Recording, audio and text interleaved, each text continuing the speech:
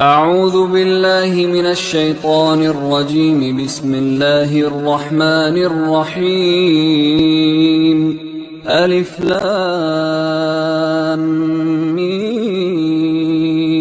ذلك الكتاب لا ريب فيه هدى للمتقين الذين يؤمنون بالغيب ويقيمون الصلاة ومما رزقناهم ينفقون والذين يؤمنون بما أنزل إليك وما أنزل من قبلك وبالآخرة هم يوقنون أولئك على هدى من ربهم وأولئك هم المفلحون. إن الذين كفروا سواء عليهم أأنذرتهم أم لم تنذرهم لا يؤمنون. ختم الله على قلوبهم وعلى سمعهم وعلى أبصارهم غشاوة ولهم عذاب عظيم. ومن الناس من يقول آمنا بالله وباليوم الآخر وما هم بمؤمنين يخادعون الله والذين آمنوا وما يخدعون إلا أنفسهم وما يشعرون. في قلوبهم مرض فزادهم الله مرضا ولهم عذاب أليم بما كانوا يكذبون. وإذا قيل لهم لا تفسدوا في الأرض قالوا إنما نحن مصلحون ألا إنهم هم المفسدون ولكن لا يشعرون. وإذا قيل لهم آمنوا كما آمن الناس قالوا أنؤمن كما آمن السفهاء ألا إنهم هم السفهاء ولكن لا يعلمون. وإذا لقوا الذين آمنوا قالوا آمنا وإذا خلوا إلى شياطينهم قالوا إنا معكم إنما نحن مستهزئون. الله يستهزئ بهم ويمدهم في طغيانهم يعمهون. أولئك الذين اشتروا الضلالة بالهدى فما ربحت تجارتهم وما كانوا مهتدين. مثلهم كمثل الذي استوقد نارا فلما أضاءت ما حوله ذهب الله بنورهم وتركهم في ظلمات لا يبصرون. صم بكم عمي فهم لا يرجعون. أو كصيب من السماء فيه ظلمات ورعد وبرق يجعلون أصابعهم في آذانهم من الصواعق حذر الموت والله محيط بالكافرين. يكاد البرق يخطف أبصارهم كلما أضاء لهم مشوا فيه وإذا أظلم عليهم قاموا ولو شاء الله لذهب بسمعهم وأبصارهم إن الله على كل شيء قدير. يا أيها الناس اعبدوا ربكم الذي خلقكم والذين من قبلكم لعلكم تتقون الذي جعل لكم الأرض فراشا والسماء بناء وأنزل من السماء ماء فأخرج به من الثمرات رزقا لكم فلا تجعلوا لله أندادا وأنتم تعلمون. وإن كنتم في ريب مما نزلنا على عبدنا فأتوا بسورة من مثله وادعوا شهداءكم من دون الله إن كنتم صادقين فإن لم تفعلوا ولن تفعلوا فاتقوا النار التي وقودها الناس والحجارة أعدت للكافرين. وبشر الذين آمنوا وعملوا الصالحات أن لهم جنات تجري من تحتها الأنهار كلما رزقوا منها من ثمرة رزقا قالوا هذا الذي رزقنا من قبل وأتوا به متشابها ولهم فيها أزواج مطهرة وهم فيها خالدون. إن الله لا يستحيي أن يضرب مثلا ما بعوضة فما فوقها فأما الذين آمنوا فيعلمون أنه الحق من ربهم وأما الذين كفروا فيقولون ماذا أراد الله بهذا مثلا يضل به كثيرا ويهدي به كثيرا وما يضل به إلا الفاسقين الذين ينقضون عهد الله من بعد ميثاقه ويقطعون ما أمر الله به أن يوصل ويفسدون في الأرض أولئك هم الخاسرون. كيف تكفرون بالله وكنتم أمواتا فأحياكم ثم يميتكم ثم يحييكم ثم إليه ترجعون. هو الذي خلق لكم ما في الأرض جميعا ثم استوى إلى السماء فسواهن 7 سماوات وهو بكل شيء عليم. وإذ قال ربك للملائكة إني جاعل في الأرض خليفة قالوا أتجعل فيها من يفسد فيها ويسفك الدماء ونحن نسبح بحمدك ونقدس لك قال إني أعلم ما لا تعلمون. وعلم آدم الأسماء كلها ثم عرضهم على الملائكة فقال أنبئوني بأسماء هؤلاء إن كنتم صادقين. قالوا سبحانك لا علم لنا إلا ما علمتنا إنك أنت العليم الحكيم. قال يا آدم أنبئهم بأسمائهم فلما أنبأهم بأسمائهم قال ألم أقل لكم إني أعلم غيب السماوات والأرض وأعلم ما تبدون وما كنتم تكتمون. وإذ قلنا للملائكة اسجدوا لآدم فسجدوا إلا إبليس أبى واستكبر وكان من الكافرين. وقلنا يا آدم اسكن أنت وزوجك الجنة الجنة وكلا منها رغدا حيث شئتما ولا تقربا هذه الشجرة فتكونا من الظالمين فأزلهما الشيطان عنها فأخرجهما مما كانا فيه وقلنا اهبطوا بعضكم لبعض عدو ولكم في الأرض مستقر ومتاع إلى حين فتلقى آدم من ربه كلمات فتاب عليه إنه هو التواب الرحيم قلنا اهبطوا منها جميعا فإما يأتينكم مني هدى فمن تبع هداي فلا خوف عليهم ولا هم يحزنون والذين كفروا وكذبوا بآياتنا أولئك أصحاب النار هم فيها خالدون يا بني إسرائيل اذكروا نعمتي التي أنعمت عليكم وأوفوا بعهدي أوف بعهدكم وإياي فارهبون وآمنوا بما أنزلت مصدقا لما معكم ولا تكونوا أول كافر به ولا تشتروا بآياتي ثمنا قليلا وإياي فاتقون ولا تلبسوا الحق بالباطل وتكتموا الحق وأنتم تعلمون وأقيموا الصلاة وآتوا الزكاة واركعوا مع الراكعين أتأمرون الناس بالبر وتنسون أنفسكم وأنتم تتلون الكتاب أفلا تعقلون واستعينوا بالصبر والصلاة وإنها لكبيرة إلا على الخاشعين الذين يظنون أنهم ملاقو ربهم وأنهم إليه راجعون يا بني إسرائيل اذكروا نعمتي التي أنعمت عليكم وأني فضلتكم على العالمين واتقوا يوما لا تجزي نفس عن نفس شيئا ولا يقبل منها شفاعة ولا يؤخذ منها عدل ولا هم ينصرون وإذ نجيناكم من آل فرعون يسومونكم سوء العذاب يذبحون أبناءكم ويستحيون نساءكم وفي ذلكم بلاء من ربكم عظيم وإذ فرقنا بكم البحر فأنجيناكم وأغرقنا آل فرعون وأنتم تنظرون وإذ واعدنا موسى 40 ليلة ثم اتخذتم العجل من بعده وأنتم ظالمون ثم عفونا عنكم من بعد ذلك لعلكم تشكرون وإذ آتينا موسى الكتاب والفرقان لعلكم تهتدون وإذ قال موسى لقومه يا قوم إنكم ظلمتم أنفسكم باتخاذكم العجل فتوبوا إلى بارئكم فاقتلوا أنفسكم ذلكم خير لكم عند بارئكم فتاب عليكم إنه هو التواب الرحيم وإذ قلتم يا موسى لن نؤمن لك حتى نرى الله جهرة فأخذتكم الصاعقة وأنتم تنظرون ثم بعثناكم من بعد موتكم لعلكم تشكرون وظللنا عليكم الغمام وأنزلنا عليكم المن والسلوى كلوا من طيبات ما رزقناكم وما ظلمونا ولكن كانوا أنفسهم يظلمون وإذ قلنا ادخلوا هذه القرية فكلوا منها حيث شئتم رغدا وادخلوا الباب سجدا وقولوا حطة نغفر لكم خطاياكم وسنزيد المحسنين فبدل الذين ظلموا قولا غير الذي قيل لهم فأنزلنا على الذين ظلموا رجزا من السماء بما كانوا يفسقون وإذ استسقى موسى لقومه فقلنا اضرب بعصاك الحجر فانفجرت منه 12 عينا قد علم كل أناس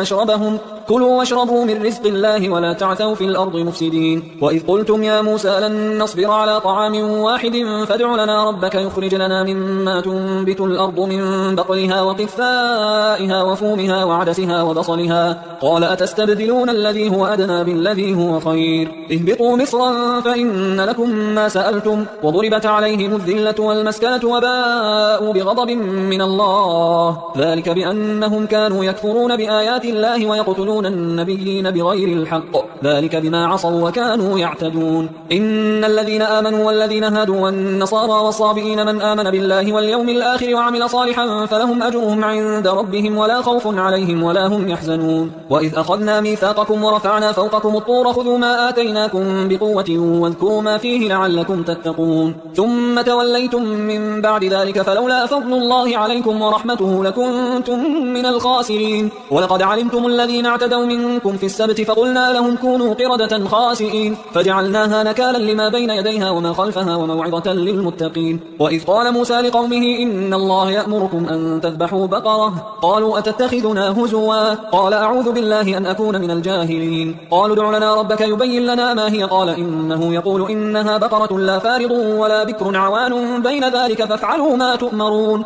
قالوا ادع لنا ربك يبين لنا ما لونها قال إنه يقول إنها بقرة صفراء فاقع لونها تسر الناظرين قالوا ادع لنا ربك يبين لنا ما هي إن البقرة شابه علينا وإنا إن شاء الله لمهتدون قال إنه يقول إنها بقرة لا ذلول تثير الأرض ولا تسقي الحرث مسلمة لا شية فيها قالوا الآن جئت بالحق فذبحوها وما كادوا يفعلون وإذ قتلتم نفسا فادارأتم فيها والله مخرج ما كنتم تكتمون فقلنا اضربوه ببعضها كذلك يحيي الله الموتى ويريكم آياته لعلكم تعقلون ثم قست قلوبكم من بعد ذلك فهي كالحجارة أو أشد قسوة وإن من الحجارة لما يتفجر منه الأنهار وإن منها لما يشقق فيخرج منه الماء وإن منها لما يهبط من خشية الله وما الله بغافل عما تعملون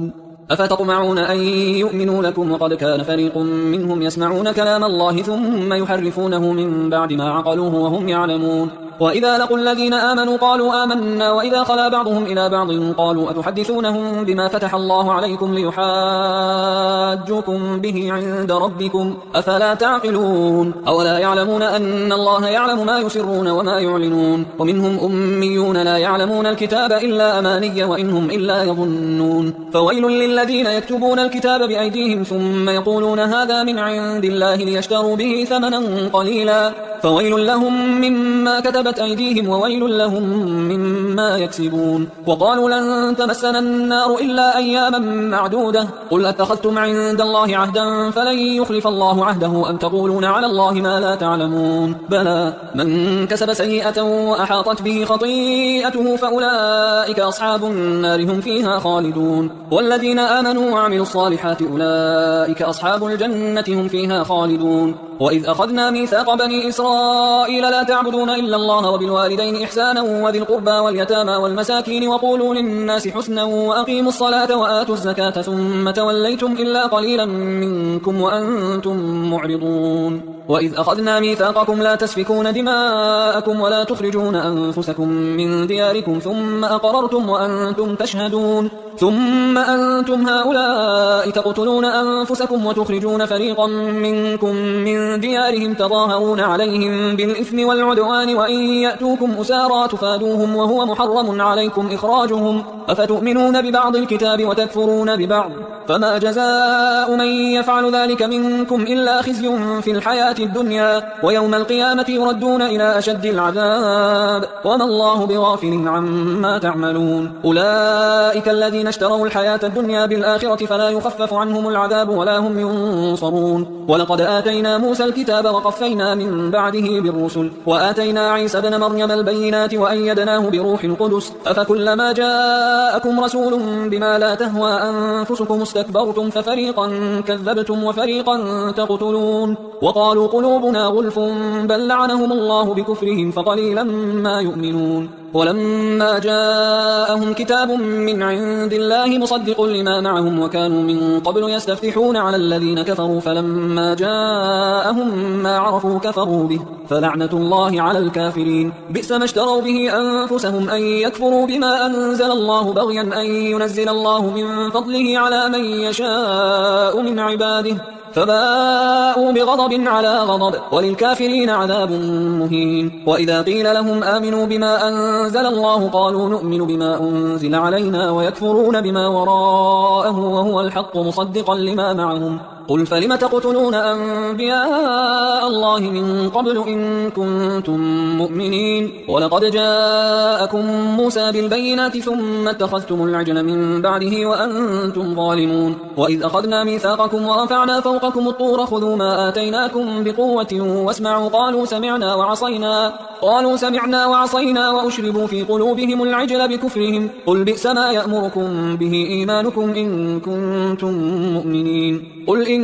كانت لكم الدار الآخرة عند الله خالصة من دون الناس فتمنوا الموت إن كنتم صادقين ولن يتمنوه أبدا بما قدمت أيديهم والله عليم بالظالمين ولتجدنهم أحرص الناس على حياة ومن الذين أشركوا يود أحدهم لو يعمر 1000 سنة وما هو بمزحزحه من العذاب أن يعمر والله بصير بما يعملون قل من كان عدوا لجبريل فإنه نزله على قلبك بإذن الله مصدقا لما بين يديه وهدى وبشرى للمؤمنين من كان عدوا لله وملائكته ورسله وجبريل وميكال فإن الله عدو للكافرين ولقد أنزلنا إليك آيات بينات وما يكفر بها إلا الفاسقون أو كلما عاهدوا عهدا نبذه فريق منهم بل أكثرهم لا يؤمنون ولما جاءهم رسول من عند الله مصدق لما معهم نبذ فريق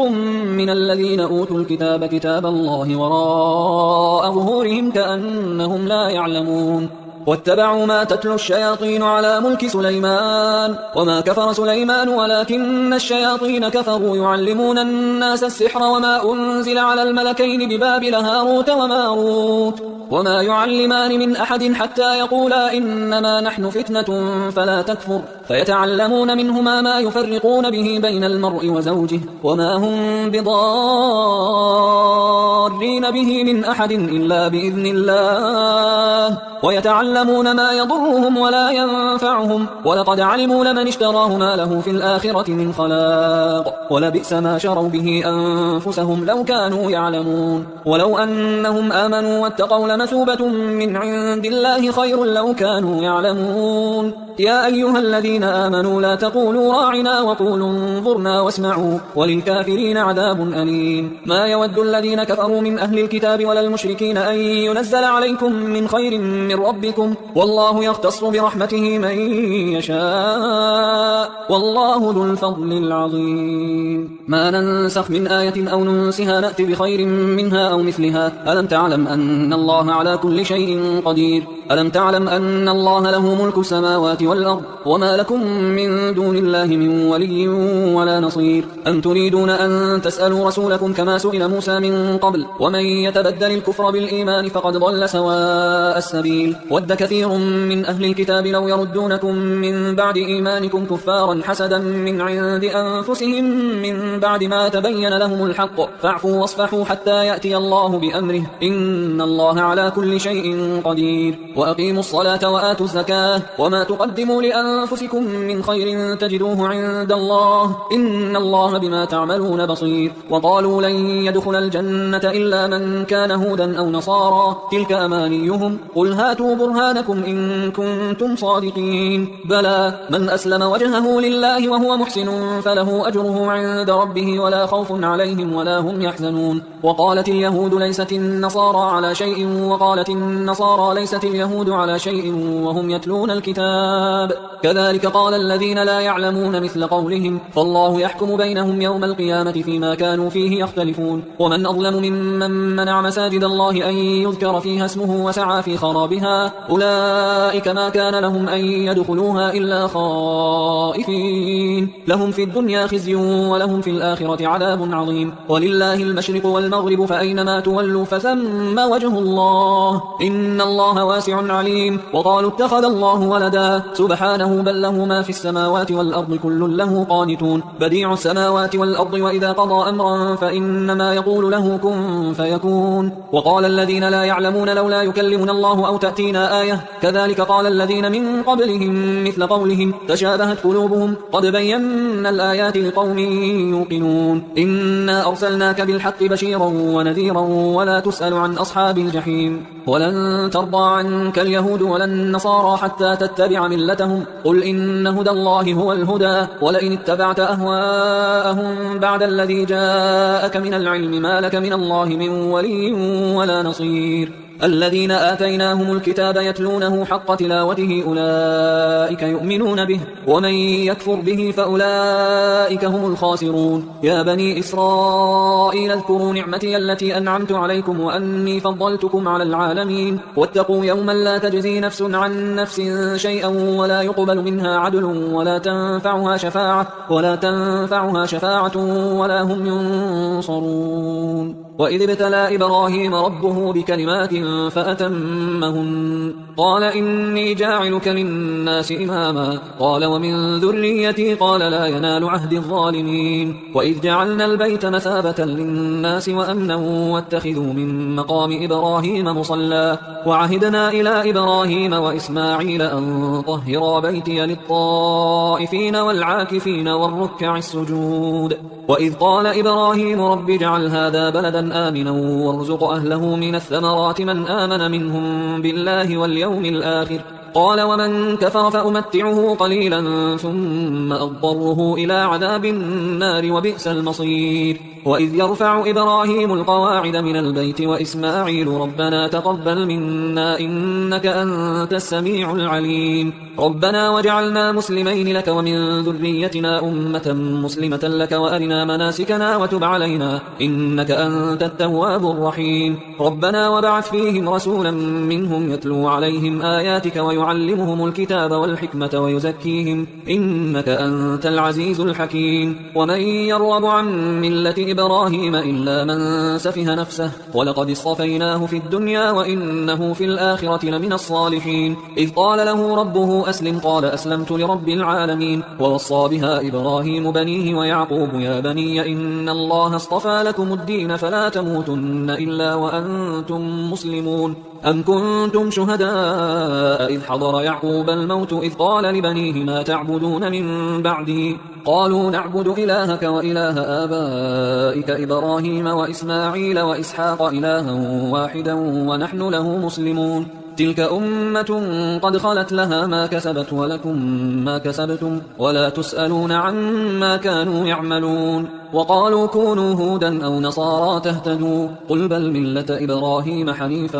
وما كان من المشركين. قولوا آمنا بالله وما أنزل إلينا وما أنزل إلى إبراهيم وإسماعيل وإسحاق ويعقوب والأسباط وما أوتي موسى وعيسى وما أوتي النبيون من ربهم لا نفرق بين أحد منهم ونحن له مسلمون. فإن آمنوا بمثل ما آمنتم به فقد اهتدوا وإن تولوا فإنما هم في شقاق فسيكفيكهم الله وهو السميع العليم. صبغة الله ومن أحسن من الله صبغة ونحن له عابدون. قل أتحاجوننا في الله وهو ربنا وربكم ولنا أعمالنا ولكم أعمالكم ونحن له مخلصون. أم تقولون إن إبراهيم وإسماعيل وإسحاق ويعقوب والأسباط كانوا هودا أو نصارى قل أأنتم أعلم أم الله ومن أظلم ممن كتم شهادة عنده من الله وما الله بغافل عما تعملون. تلك أمة قد خلت لها ما كسبت ولكم ما كسبتم ولا تسألون عما كانوا يعملون. سيقول السفهاء من الناس ما ولاهم عن قبلتهم التي كانوا عليها قل لله المشرق والمغرب يهدي من يشاء إلى صراط مستقيم. وكذلك جعلناكم أمة وسطا لتكونوا شهداء على الناس ويكون الرسول عليكم شهيدا. وما جعلنا القبلة التي كنت عليها إلا لنعلم من يتبع الرسول ممن ينقلب على عقبيه وإن كانت لكبيرة إلا على الذين هدى الله وما كان الله ليضيع إيمانكم إن الله بالناس لرؤوف رحيم. قد نرى تقلب وجهك في السماء فلنولينك قبلة ترضاها فول وجهك شطر المسجد الحرام وحيث ما كنتم فولوا وجوهكم شطره وإن الذين أوتوا الكتاب ليعلمون أنه الحق من ربهم وما الله بغافل عما يعملون. ولئن أتيت الذين أوتوا الكتاب بكل آية ما تبعوا قبلتك وما أنت بتابع قبلتهم وما بعضهم بتابع قبلة بعض ولئن اتبعت أهواءهم من بعد ما جاءك من العلم إنك إذا لمن الظالمين.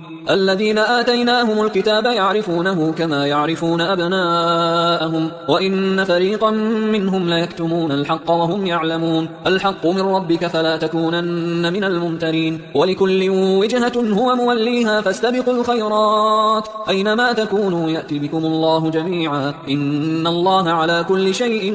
قدير. ومن حيث خرجت فول وجهك شطر المسجد الحرام وإنه للحق من ربك وما الله بغافل عما تعملون. ومن حيث خرجت فول وجهك شطر المسجد الحرام الحرام وحيثما كنتم فولوا وجوهكم شطره لئلا يكون للناس عليكم حجة إلا الذين ظلموا منهم فلا تخشوهم واخشوني ولأتم نعمتي عليكم ولعلكم تهتدون كما أرسلنا فيكم رسولا منكم يتلو عليكم آياتنا ويزكيكم ويعلمكم الكتاب والحكمة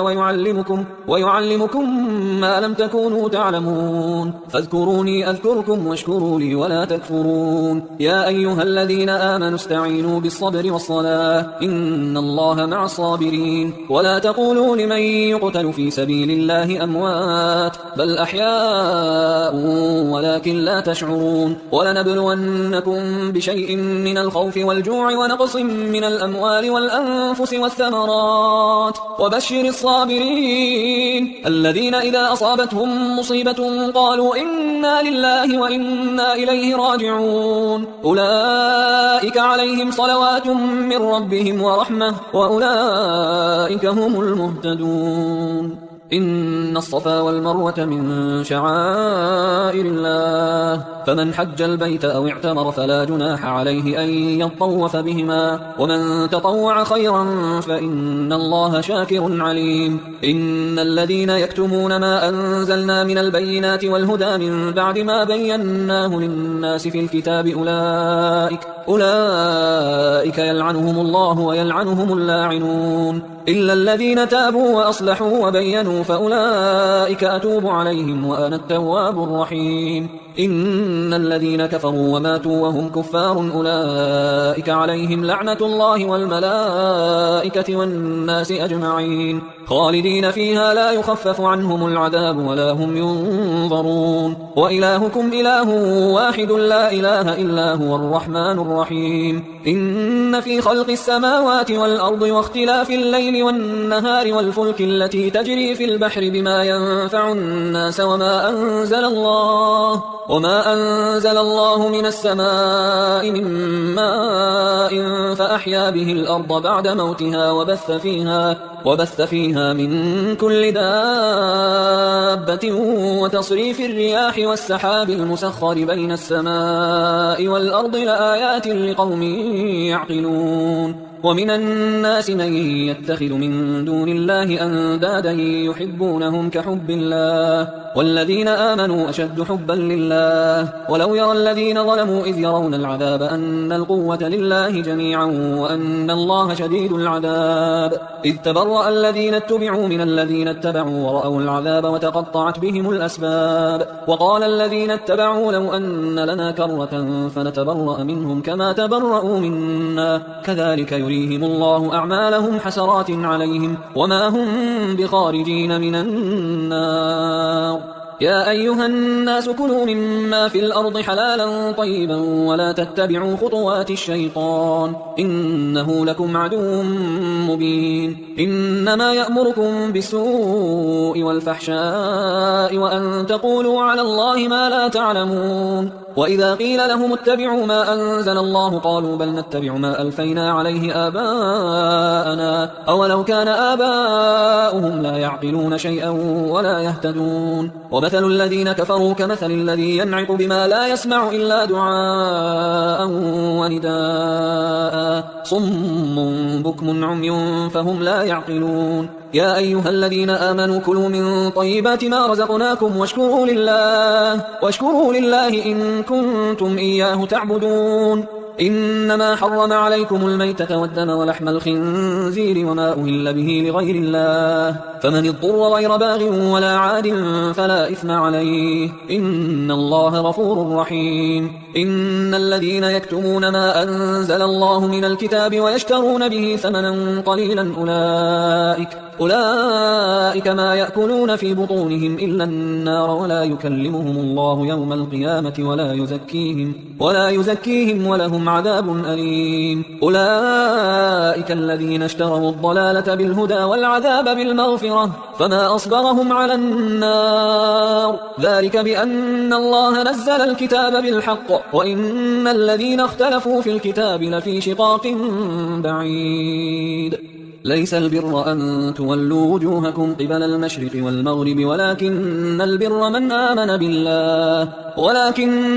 من آمن بالله واليوم الآخر والملائكة والكتاب والنبيين وآتى المال على حبه ذوي القربى واليتامى والمساكين وابن السبيل والسائلين وفي الرقاب وأقام الصلاة وآتى الزكاة والموفون بعهدهم إذا عاهدوا والصابرين في البأساء والضراء وحين البأس أولئك الذين صدقوا وأولئك هم المتقون. يا أيها الذين آمنوا كتب عليكم القصاص في القتلى الحر بالحر والعبد بالعبد والأنثى بالأنثى فمن عفي له من أخيه شيء فاتباع بالمعروف وأداء إليه بإحسان ذلك تخفيف من ربكم ورحمة فمن اعتدى بعد ذلك فله عذاب أليم. ولكم في القصاص حياة يا أولي الألباب لعلكم تتقون. كتب عليكم إذا حضر أحدكم الموت إن ترك خيرا الوصية للوالدين والأقربين بالمعروف حقا على المتقين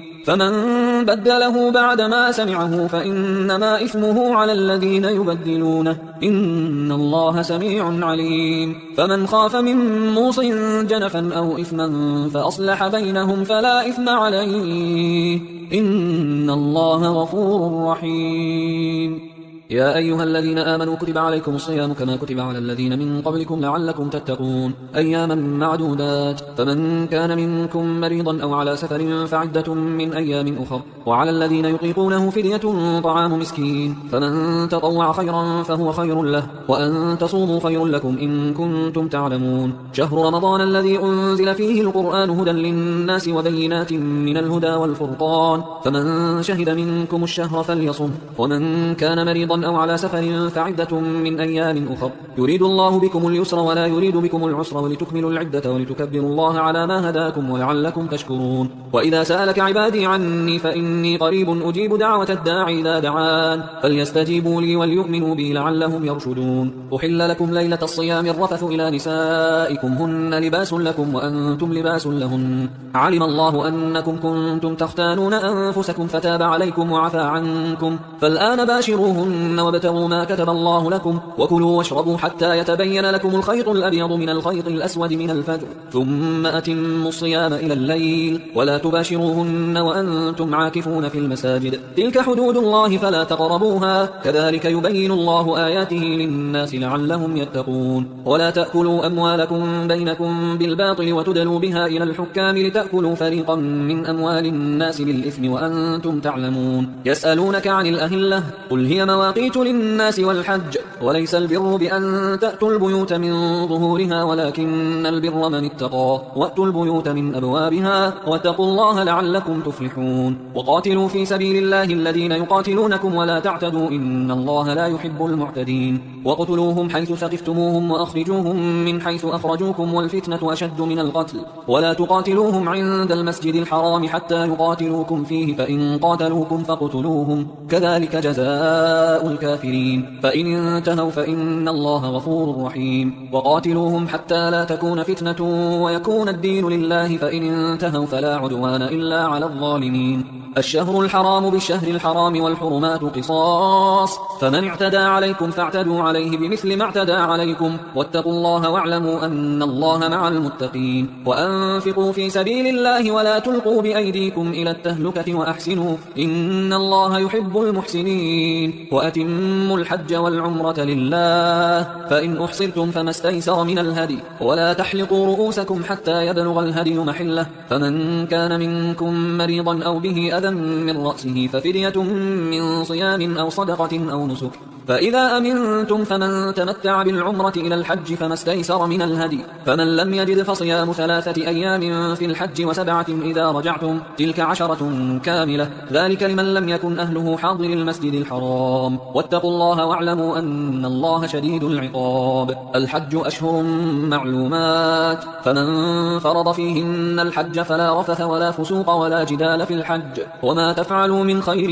يعلمه الله وتزودوا فإن وإن خير الزاد التقوى واتقون يا أولي الألباب. ليس عليكم جناح أن تبتغوا فضلا من ربكم، فإذا أفضتم من عرفات فاذكروا الله عند المشعر الحرام واذكروه كما هداكم وإن كنتم من قبله لمن الضالين.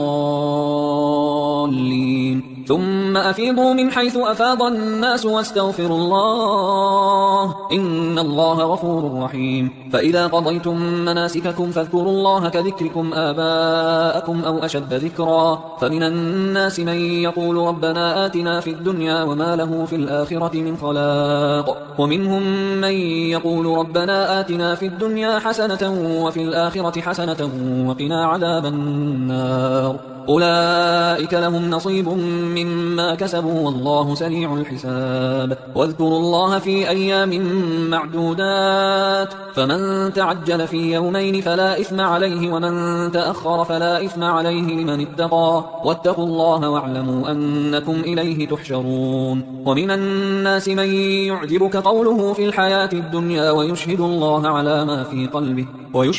على ما في قلبه وهو ألد الخصام. وإذا تولى سعى في الأرض ليفسد فيها ويهلك الحرث والنسل والله لا يحب الفساد. وإذا قيل له اتق الله أخذته العزة بالإثم فحسبه جهنم ولبئس المهاد. ومن الناس من يشري نفسه ابتغاء مرضات الله والله رؤوف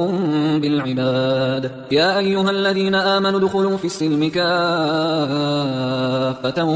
ولا تتبعوا خطوات الشيطان إنه لكم عدو مبين. فإن زللتم من بعد ما جاءتكم البينات فاعلموا أن الله عزيز حكيم. هل ينظرون إلا أن يأتيهم الله في ظلل من الغمام والملائكة وقضي الأمر وإلى الله ترجع الأمور. سل بني إسرائيل كم آتيناهم من آية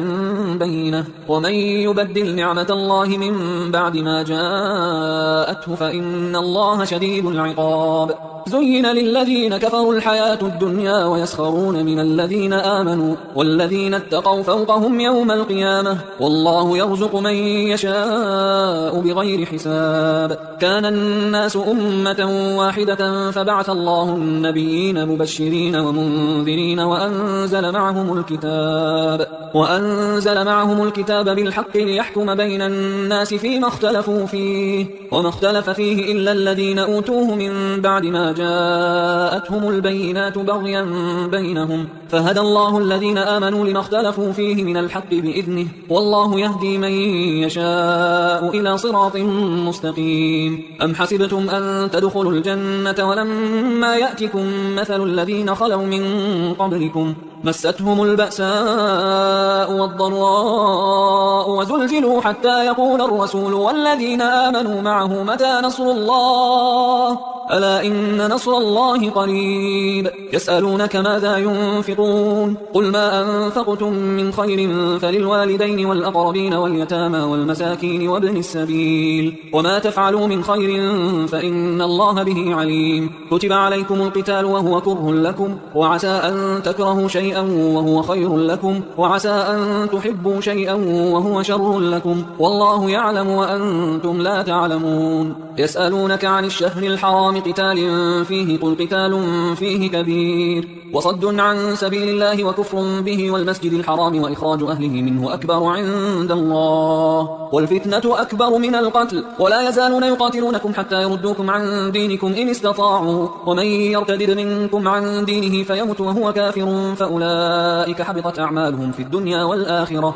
وأولئك أصحاب النار هم فيها خالدون. إن الذين آمنوا والذين هاجروا وجاهدوا في سبيل الله أولئك يرجون رحمة الله والله غفور رحيم. يسألونك عن الخمر والميسر قل فيهما إثم كبير ومنافع للناس وإثمهما أكبر من نفعهما ويسألونك ماذا ينفقون قل العفو كذلك يبين الله لكم الآيات لعلكم تتفكرون. في الدنيا والآخرة. ويسألونك عن اليتامى قل إصلاح لهم خير، وإن تخالطوهم فإخوانكم والله يعلم المفسد من المصلح، ولو شاء الله لأعنتكم إن الله عزيز حكيم. ولا تنكحوا المشركات حتى يؤمن، ولأمة مؤمنة خير من مشركة ولو أعجبتكم، ولا تنكحوا المشركين حتى يؤمنوا، ولعبد مؤمن خير من مشرك ولو أعجبكم، أولئك يدعون إلى النار والله يدعو إلى الجنة والمغفرة بإذنه، ويبين آياته للناس لعلهم يتذكرون. ويسألونك عن المحيض قل هو أذى فاعتزلوا النساء في المحيض ولا تقربوهن حتى يطهرن، فإذا تطهرن فأتوهن من حيث أمركم الله إن الله يحب التوابين ويحب المتطهرين. نساؤكم حرث لكم فأتوا حرثكم أنى شئتم وقدموا لأنفسكم واتقوا الله واعلموا أنكم ملاقوه وبشر المؤمنين. ولا تجعلوا الله عرضة لأيمانكم أن تبروا وتتقوا وتصلحوا بين الناس والله سميع عليم. لا يؤاخذكم الله باللغو في أيمانكم ولكن يؤاخذكم بما كسبت قلوبكم والله غفور حليم. للذين يؤلون من نسائهم تربص 4 أشهر فإن فاءوا فإن الله غفور رحيم. وإن عزموا الطلاق فإن الله سميع عليم. والمطلقات يتربصن بأنفسهن 3 قروء ولا يحل لهن أن يكتمن ما خلق الله في أرحامهن إن كن يؤمن بالله واليوم الآخر، وبعولتهن أحق بردهن في ذلك إن أرادوا إصلاحا، ولهن مثل الذي عليهن بالمعروف وللرجال عليهن درجة والله عزيز حكيم. الطلاق 2 فإمساكم بمعروف أو تسريح بإحسان. ولا يحل لكم أن تأخذوا مما آتيتموهن شيئا إلا أن يخافا ألا يقيما حدود الله، فإن خفتم ألا يقيما حدود الله فلا جناح عليهما فيما افتدت به، تلك حدود الله فلا تعتدوها، ومن يتعد حدود الله فأولئك هم الظالمون. فإن طلقها فلا تحل له من بعد حتى تنكح زوجا غيره، فإن طلقها فلا جناح عليهما أن يتراجعا إن ظنا أن يقيما حدود الله، وتلك حدود الله يبينها لقوم يعلمون. وإذا طلقتم النساء فبلغن أجلهن فأمسكوهن بمعروف أو سرحوهن بمعروف، ولا تمسكوهن ضرارا لتعتدوا، ومن يفعل ذلك فقد ظلم نفسه. ولا تتخذوا آيات الله هزوا، واذكروا نعمة الله عليكم وما أنزل عليكم من الكتاب والحكمة يعظكم به، واتقوا الله واعلموا أن الله بكل شيء عليم. وإذا طلقتم النساء فبلغن أجلهن فلا تعضلوهن أن ينكحن أزواجهن إذا تراضوا بينهم بالمعروف، ذلك يوعظ به من كان منكم يؤمن بالله واليوم الآخر، ذلكم أزكى لكم وأطهر، والله يعلم وأنتم لا تعلمون. والوالدات يرضعن أولادهن حولين كاملين لمن أراد أن يتم الرضاعة، وعلى المولود له رزقهن وكسوتهن بالمعروف، لا تكلف نفس إلا وسعها، لا تضار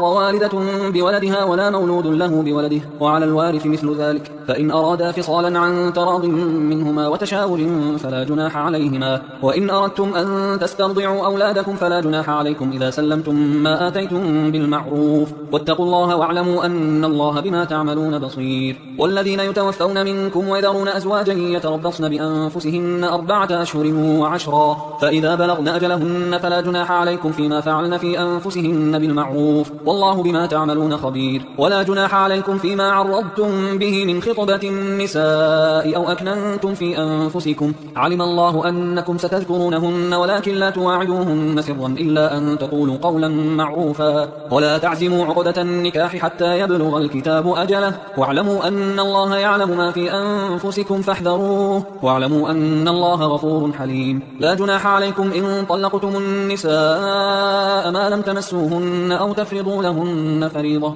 ومتعوهن على الموسع قدره وعلى المقتر قدره متاعا بالمعروف حقا على المحسنين. وإن طلقتموهن من قبل أن تمسوهن وقد فرضتم لهن فريضة فنصف ما فرضتم إلا أن يعفون أو يعفو الذي بيده عقدة النكاح وأن تعفوا أقرب للتقوى ولا تنسوا الفضل بينكم إن الله بما تعملون بصير. حافظوا على الصلوات والصلاة الوسطى وقوموا لله قانتين. فإن خفتم فرجالا أو ركبانا فإذا أمنتم فاذكروا الله كما علمكم ما لم تكونوا تعلمون. والذين يتوفون منكم ويذرون أزواجا وصية لأزواجهم متاعا إلى الحول غير إخراج فإن خرجن فلا جناح عليكم فيما فعلن في أنفسهن من معروف والله عزيز حكيم. وللمطلقات متاع بالمعروف حقا على المتقين كذلك يبين الله لكم آياته لعلكم تعقلون. ألم تر إلى الذين خرجوا من ديارهم وهم ألوف حذر الموت فقال لهم الله موتوا ثم أحياهم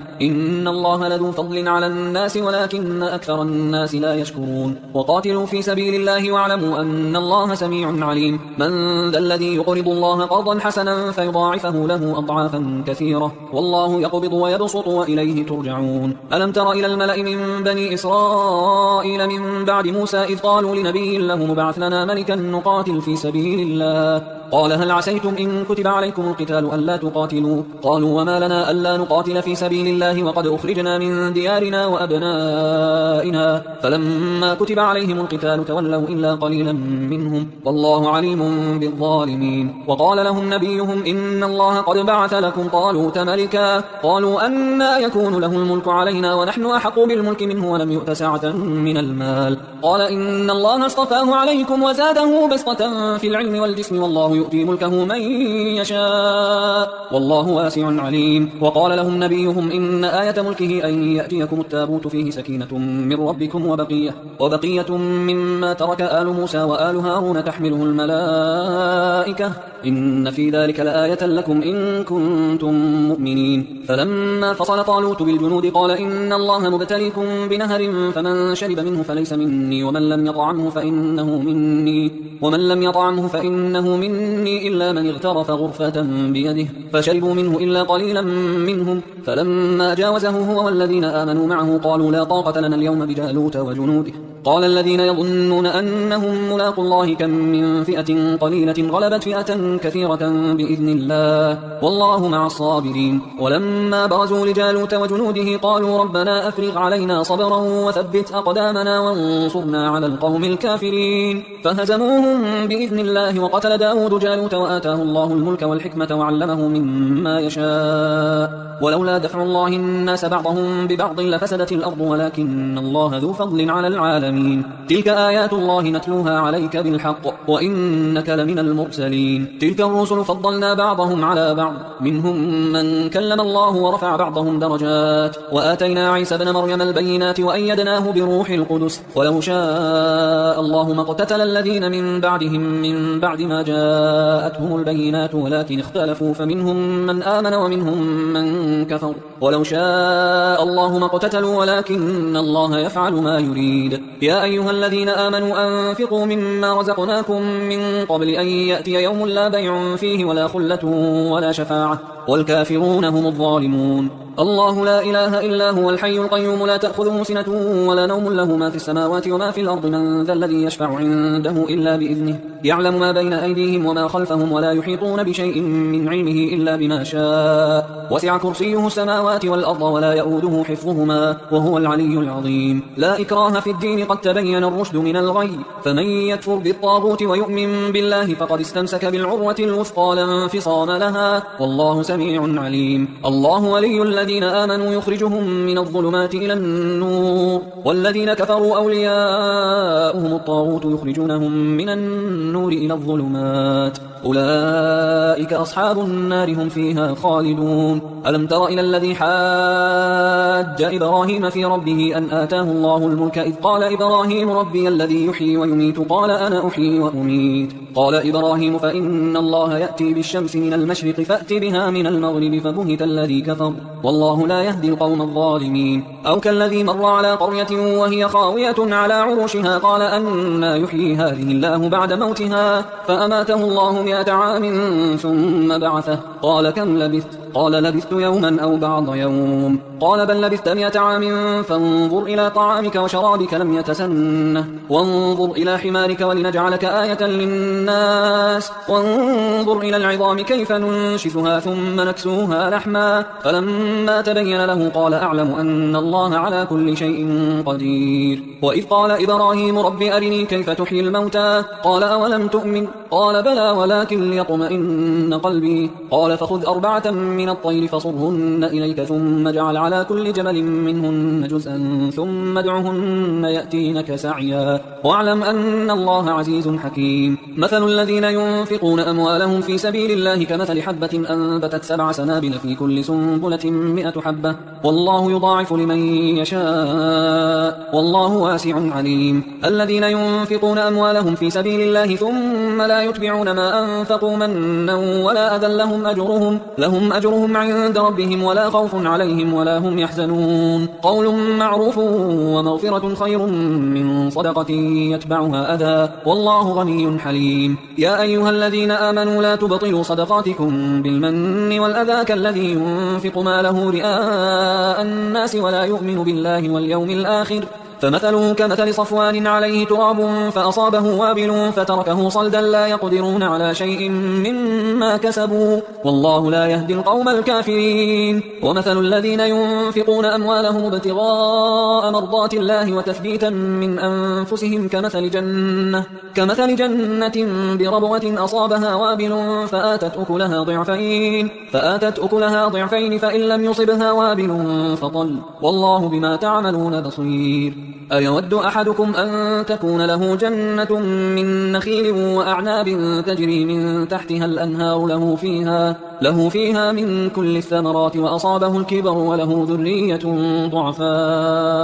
وله ذرية ضعفاء فأصابها إعصار فيه نار فاحترقت كذلك يبين الله لكم الآيات لعلكم تتفكرون. يا أيها الذين آمنوا أنفقوا من طيبات ما كسبتم ومما أخرجنا لكم من الأرض ولا تيمموا الخبيث منه تنفقون ولستم بآخذيه إلا أن تغمضوا فيه واعلموا أن الله غني حميد. الشيطان يعدكم الفقر ويأمركم بالفحشاء والله يعدكم مغفرة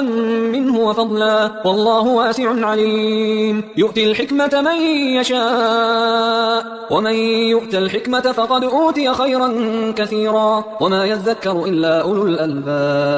وما أنفقتم من نفقة أو نذرتم من نذر فإن الله يعلمه وما للظالمين من أنصار. إن تبدوا الصدقات فنعما هي وإن تخفوها وتؤتوها الفقراء فهو خير لكم ويكفر عنكم من سيئاتكم والله بما تعملون خبير. ليس عليك هداهم ولكن الله يهدي من يشاء وما تنفقوا من خير فلأنفسكم وما تنفقون إلا ابتغاء وجه الله وما تنفقوا من خير يوفى إليكم وأنتم لا تظلمون. للفقراء الذين أحصروا في سبيل الله لا يستطيعون ضربا في الأرض يحسبهم الجاهل أغنياء من التعفف تعرفهم بسيماهم لا يسألون الناس إلحافا وما تنفقوا من خير فإن الله به عليم. الذين ينفقون أموالهم بالليل والنهار سرا وعلانية فلهم أجرهم عند ربهم ولا خوف عليهم ولا هم يحزنون. الذين يأكلون الربا لا يقومون إلا كما يقوم الذي يتخبطه الشيطان من المس ذلك بأنهم قالوا إنما البيع مثل الربا وأحل الله البيع وحرم الربا فمن جاءه موعظة من ربه فانتهى فله ما سلف وأمره إلى الله ومن عاد فأولئك أصحاب النار هم فيها خالدون. يمحق الله الربا ويربي الصدقات والله لا يحب كل كفار أثيم. إن الذين آمنوا وعملوا الصالحات وأقاموا الصلاة وآتوا الزكاة لهم أجرهم عند ربهم ولا خوف عليهم ولا هم يحزنون. يا أيها الذين آمنوا اتقوا الله وذروا ما بقي من الربا إن كنتم مؤمنين، فإن لم تفعلوا فأذنوا بحرب من الله ورسوله، وإن تبتم فلكم رؤوس أموالكم لا تظلمون ولا تظلمون، وإن كان ذو عسرة فنظرة إلى ميسرة، وأن تصدقوا خير لكم إن كنتم تعلمون. واتقوا يوما ترجعون فيه إلى الله ثم توفى كل نفس ما كسبت وهم لا يظلمون. يا أيها الذين آمنوا إذا تداينتم بدين إلى أجل مسمى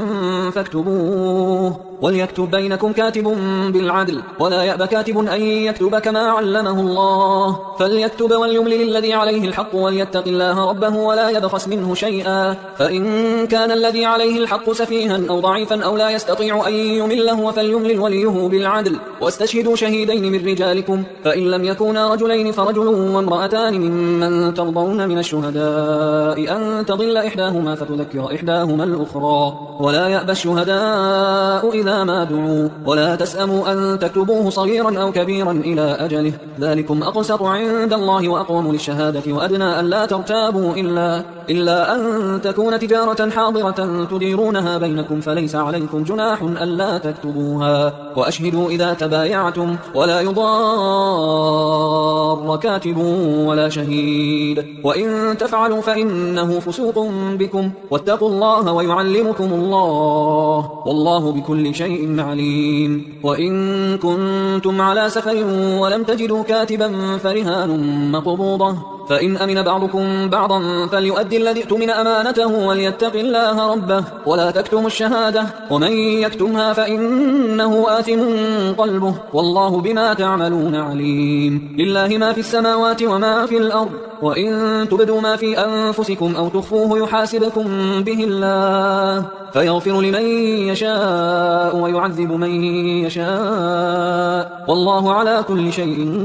قدير. آمن الرسول بما أنزل إليه من ربه والمؤمنون كل آمن بالله وملائكته وكتبه ورسله لا نفرق بين أحد من رسله وقالوا سمعنا وأطعنا غفرانك ربنا وإليك المصير. لا يكلف الله نفسا إلا وسعها لها ما كسبت وعليها ما اكتسبت ربنا لا تؤاخذنا إن نسينا أو أخطأنا ربنا ولا تحمل علينا إصرا كما حملته على الذين من قبلنا ربنا ولا تحملنا ما لا طاقة لنا به واعف عنا واغفر لنا وارحمنا أنت مولانا فانصرنا على القوم الكافرين.